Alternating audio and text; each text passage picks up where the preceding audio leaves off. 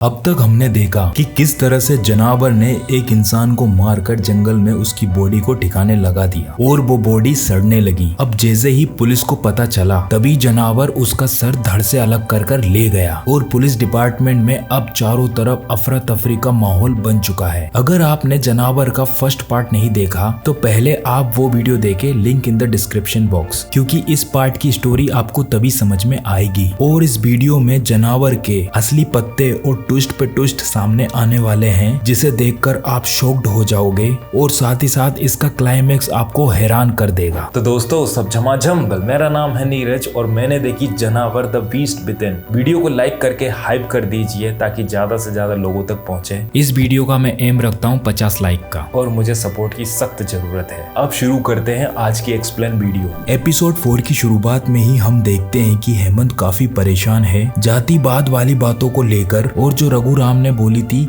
वह बात बार बार सोचता है नाग देवता के मंदिर के पास खड़ा होकर। इसके बाद उसको रास्ते में कैलाश मिलता है जिसकी साइकिल का टायर पंचर हो गया था। हेमंत उसको पुलिस स्टेशन साथ में बाइक से चलने के लिए बोलता है, लेकिन कैलाश मना कर देता है क्योंकि वह नहीं चाहता कि हेमंत सर को और जातिवाद वाले भावना से देखा जाए। हेमंत जब पुलिस स्टेशन पहुंचता है तो उसे पता चलता है कि डीएसपी पाठक अब इंस्पेक्टर दयानंद को परेशान कर रहा है ताकि जल्द से जल्द सरजू वाला केस बंद हो जाए। फिर इंस्पेक्टर दयानंद खुद जाकर धर्मेंद्र उसके बेटे से पूछताछ करता है, क्योंकि पुलिस के पास अभी तक कोई पुख्ता सबूत नहीं मिला धर्मेंद्र उसके बेटे के खिलाफ, जिसे ले जाकर वह कोर्ट में पेश कर सके उन दोनों को। जैसे ही इंस्पेक्टर दयानंद धर्मेंद्र उसके बेटे के पास जाता है वह दोनों डर जाते हैं क्योंकि वह काफी टाइम से पिट रहे थे और अब नहीं पिटना चाहते, इसलिए वह बोल देते हैं कि हमने ही सरजू को कुल्हाड़ी से मारा है और इसके बाद उसका गला दबा दिया। इसके बाद यह सुनकर हेमंत साफ समझ जाता है कि ये दोनों झूठ बोल रहे हैं और ना ही सरजू की मौत कुल्हाड़ी से हुई है और ना ही उसका गला दबाया गया है। अब धर्मेंद्र बताता है कि मोतीलाल ने हमें ये आइडिया दिया था ताकि वह मार खाने से बच जाएं और जब कोर्ट में पेश करें तो वह बदल जाएं। फिर सब इंस्पेक्टर हेमंत समझ जाता है कि इतना पिटने के बाद कोई क्यों झूठ बोलेगा। तो अब धर्मेंद्र उसके बेटे को छोड़ दिया जाता है और उनको बोला जाता है कि गाँव से बाहर मत जाना, कभी भी तुम्हारी जरूरत पड़ सकती है। अब हेमंत कांस्टेबल मोतीलाल के पास जाकर उसको फटकार लगाता है, यह बोलते हुए कि तुम्हें स्टाफ का साथ देना चाहिए ना कि क्रिमिनल्स का। इसके बाद एक पुलिस वाला जगदीश साहू दूसरे थाने से आता है हेमंत से मिलने के लिए, क्योंकि असल में जो हेमंत को बिना सर की लाश मिली थी जगदीश के हिसाब से वो शिवा की हो सकती है, क्योंकि वे काफी समय से गायब है। अब कंफर्म तो नहीं हो सकता कि वह लाश शिवा की ही हो, क्योंकि जब तक सर नहीं मिलेगा कुछ नहीं कह सकते। फिर हेमंत परेशान हो जाता है इतने सारे केसेस को एक ही टाइम पर हैंडल करते करते। फिर हम देखते हैं कि पुलिस स्टाफ एक दूसरे से बात कर रहे हैं कि आखिरकार वह बॉडी किसकी हो सकती है। इसके बाद हेमंत घर चला जाता है ताकि वह कुछ समय अपने बच्चे और बीवी के साथ बिता सके, लेकिन तभी फोन आ जाता है बलवंत का कि भाई चंद्रा करके घर के पास चोरी होने वाली है और उसे यह बात कैलाश से पता चली है। इसके बाद हेमंत तुरंत रेडी होकर वहाँ चला जाता है। इसके बाद हम देखते हैं कि थोड़ी देर बाद ही दो चोर चोरी करने के इरादे से वहाँ पर आए हुए हैं और वह घर में घुसने की कोशिश कर रहे हैं। तभी हेमंत और बलवंत उन चोरों को पकड़कर थाने ले आते हैं। वहीं पर कैलाश भी होता है अपनी बेटी के साथ, जिसका नाम भी गरिमा होता है, जो कि हेमंत की बीबी का नाम भी है। अगले ही सीन में हम देखते हैं कि कांस्टेबल बिमला को एक कॉल रिकॉर्ड के बारे में पता चला है, जो कि दूसरे गांव से आया हुआ शिवा के फोन से किसी बल्लू नाम के आदमी ने अपनी सिम डाली हुई थी। और यह बात सुनकर वह लोग सीधा बल्लू की कॉल रिकॉर्ड्स निकालने लगते हैं। तभी उनको पता चलता है कि बल्लू ने 3 लोगों को कॉल किया था और उनमें से पंडी नाम के एक आदमी की लोकेशन और शिवा की आखिरी लोकेशन सेम थी। इसके बाद हेमंत यह बात जानने के लिए बलवंत के साथ पंडी नाम के व्यक्ति के पास जाता है, जो कि एक सब्जी वाला निकलता है। फिर बलवंत उसे मारता है और बल्लू को कॉल करने के लिए बोलता है ताकि बल्लू का पता चल सके कि वो कहाँ पर है। लेकिन जैसे ही बल्लू के घर पहुँचते हैं तो वहाँ पर ताला लगा हुआ होता है और बल्लू बोलता है कि मैं पास ही के एक घर में हूँ, मेरे दोस्त के यहाँ पर। पंडी हेमंत और बलवंत को वहाँ पर ले जाता है। बल्लू जैसे ही दिखाई देता है बलवंत उसे मारने लगता है और शिवा के बारे में पूछता है। तभी अचानक से हेमंत को कैलाश की बेटी गरिमा दिखाई देती है। अगले ही पल कैलाश भी वहाँ पर आ जाता है, क्योंकि बल्लू असल में कैलाश का दोस्त निकलता है और वह घर भी कैलाश का होता है। हेमंत यह देखकर थोड़ा सहम जाता है, इसलिए बलवंत से बोलता है कि बल्लू को लेकर गाड़ी में जाओ और फिर गरिमा को खेलने के लिए भेज। कैलाश से बल्लू के बारे में बात करता है। फिर वह दोनों बाहर आ जाते हैं गाड़ी के पास और बल्लू बताता है कि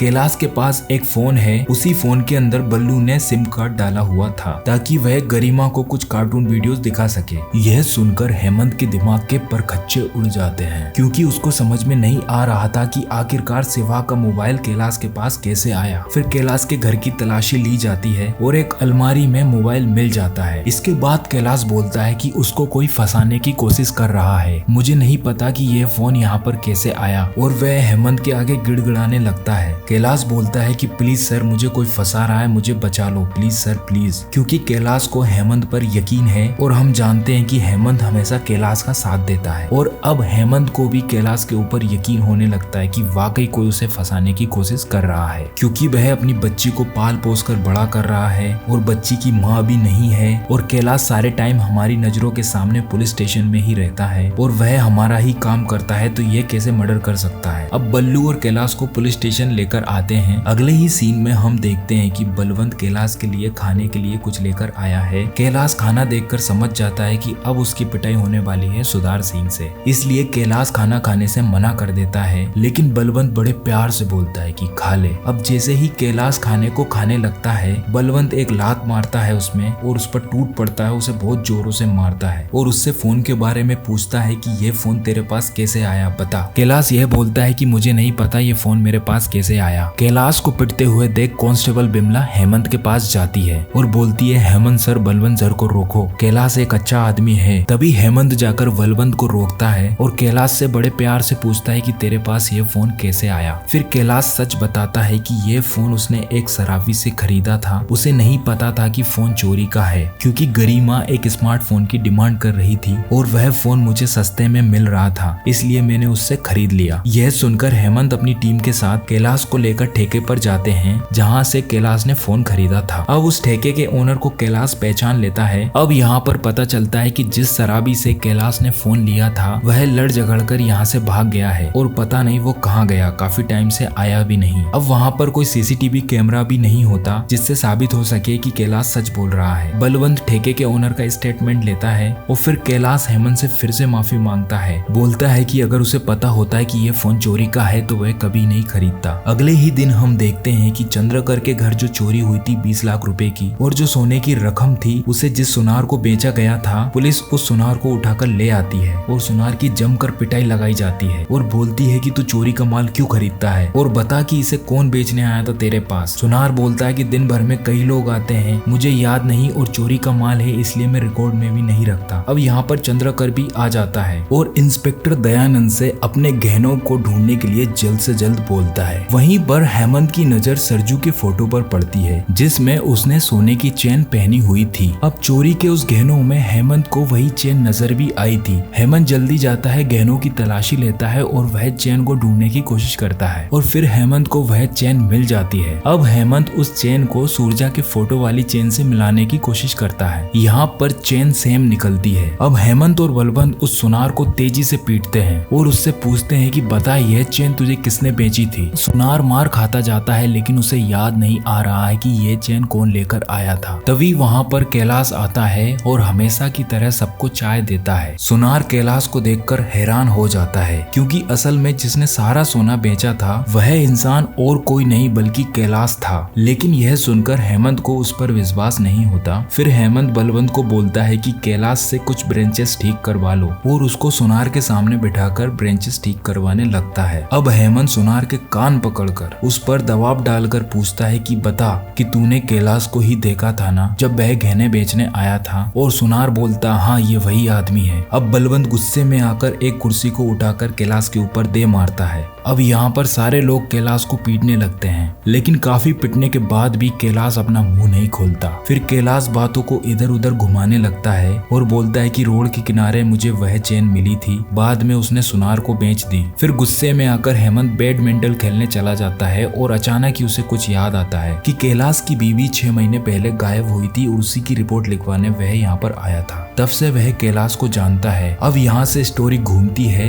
हेमंत विजेंद्र से ममता के बारे में पूछता है। विजेंद्र बताता है कि वह एक सुंदर औरत थी जिस पर गांव का हर मर्द फिदा था। अब यहाँ पर हेमंत को रघुराम वाली बात याद आ जाती है कि सरजू का गांव की मोस्टली औरतों से अफेयर था। फिर हेमंत छोटी गरिमा को उसकी दादी के साथ पुलिस स्टेशन बुलाता है। इंस्पेक्टर दयानंद कैलाश को बोलता है कि तेरी बेटी तुझसे मिलने आई है, लेकिन कैलाश बोलता है कि नहीं नहीं, मैं नहीं चाहता कि गरिमा मुझे इस हालत में देखे। और फाइनली कैलाश ये एक्सेप्ट कर लेता है कि सरजू को मैंने ही मारा है। बाद में उसकी चेन निकालकर सुनार को बेच दिया था। यहाँ पर फ्लैशबैक दिखाया जाता है कि किस तरह से कैलाश के हाथों सरजू मारा गया था। सरजू कैलाश के घर जाता है कुछ राशन लेकर जिसे एमएलए ने भेजा था। कैलाश सरजू को बोलता है कि साहब अब आ ही गए हो तो चाय पीकर जाओ। सरजू के मना करने के बाद भी कैलाश उसे घर के अंदर ले जाता है। तभी मंदा निकल कर आती है। सरजू उस पर फिदा हो जाता है। कैलाश मंदा को बोलता है कि साहब के लिए चाय बनाओ, लेकिन मंदा बोलती है कि घर में दूध नहीं है। कैलाश बोलता है कि मैं दूध लेकर आता हूँ, तब तक तुम तैयारी करो। जैसे ही कैलाश दूध लेने बाहर जाता है, मंदा की अदाओं को देखकर सरजू फिदा हो जाता है और वह मौका देखकर चौका मारने की कोशिश करता है। और हम देखते हैं कि घर के गेट लग चुके हैं। तभी वहाँ पर कैलाश आ जाता है और जैसे ही वह दरवाजा खोलता है, सरजू मंदा के ऊपर नजर आता है और वह रोने लगता है, चिल्लाने लगता है कि मैं बर्बाद हो गया, मैं लुट गया। यह सुनकर सरजू बदनामी की वजह से डर जाता है और उससे माफी मांगता है और वहाँ से निकलने लगता है और उसे कुछ पैसे देता है ताकि मामला ठंडा हो जाए। फिर एक दिन सरजू और कैलाश तालाब के किनारे शराब पी रहे होते हैं। सरजू नशे में बोलता है कि मुझे मंदा चाहिए, एक रात के लिए मुझे मंदा दे दे। कैलाश को गुस्सा आ जाता है। पास ही में रखे पत्थर को उठाकर वह सरजू के सर में दे मारता है और उसके गले से चेन निकालकर बेच देता है सुनार को। अब स्टोरी प्रेजेंट में आ जाती है। यह सुनकर इंस्पेक्टर दयानंद और सब इंस्पेक्टर हेमंत हैरान हो जाते हैं। यह सारी बात दयानंद डीएसपी पाठक को बता देता है। इसके बाद हेमंत कैलाश के पास जो फोन मिला था उसकी कॉल रिकॉर्ड्स चेक करता है, जिसमें एक नंबर से बार बार कॉल आई हुई थी। हेमंत उस नंबर के इंसान को बुलवाता है, लेकिन वह हेमंत का टीचर निकलता है। फिर घबरा कर टीचर भी यहाँ पर सच बोलने लग जाता है कि एक दिन मैं कैलाश के घर की गली से निकल रहा था,